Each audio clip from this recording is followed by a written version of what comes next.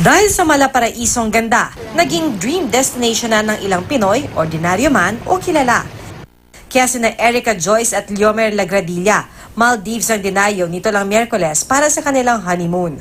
Ang 30 years old na OFW sa Saudi na si Eka at 29 years old na si Mer na nagtatrabaho naman sa Singapore, ikinasal nito lang December 18 matapos ang 10 taong pagiging magkasintahan. We will continue to explore and conquer the world. I love you. Pero ang pulot gata sa paraiso sa trahedya na uwi, sina Mer at Eka. Nalunod habang nagsasnorkel sa isang resort sa Difushi Island sa ikalawang araw nila sa Maldives. Kwento ng ilang nakasaksi, unang nalunod si Mer na sinubukan pang sagipin ng kanya misis.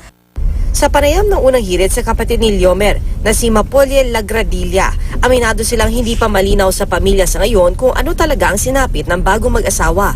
Tanong nila, bakit nalunod ang mag-asawa sa isang snorkeling activity? Ang kapatid ni Mer hindi pa makapaniwala nung una sa sinapit na mag-asawa. May nagpunta ka ng episode ng kuya ko na hindi ako makapaniwala. Hindi ko alam kung naniniwala talaga ako. Sabi ng ating Department of Foreign Affairs na respondihan ng mga rescuers sina Eka at Mer at naisugod pa sa ospital pero doon sila idineklarang dead on arrival. Walang binanggit ang DFA sa posibleng dahilan ng pagkalunod ng mag-asawa pero iniimbestigahan na ito ng mga otoridad sa Maldives.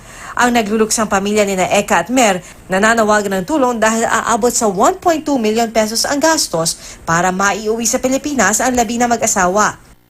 Ayon pa sa kapatid ng lalaking biktima, may pinsan silang umaasikaso sa labi ng kanilang kamag-anak na nasa morgue pa. Parang pinaprocess na po kung paano po yung procedure. Ngayon po kasi yung umaga, pupunta po kaming DFA, mag-coordinate po kami doon.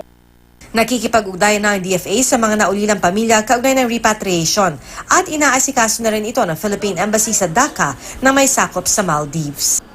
Actually po, yung sa side po ni Kuya is yung parang nag-pledge na po yung company niya na yung kay Kuya po, sila po yung sasagot.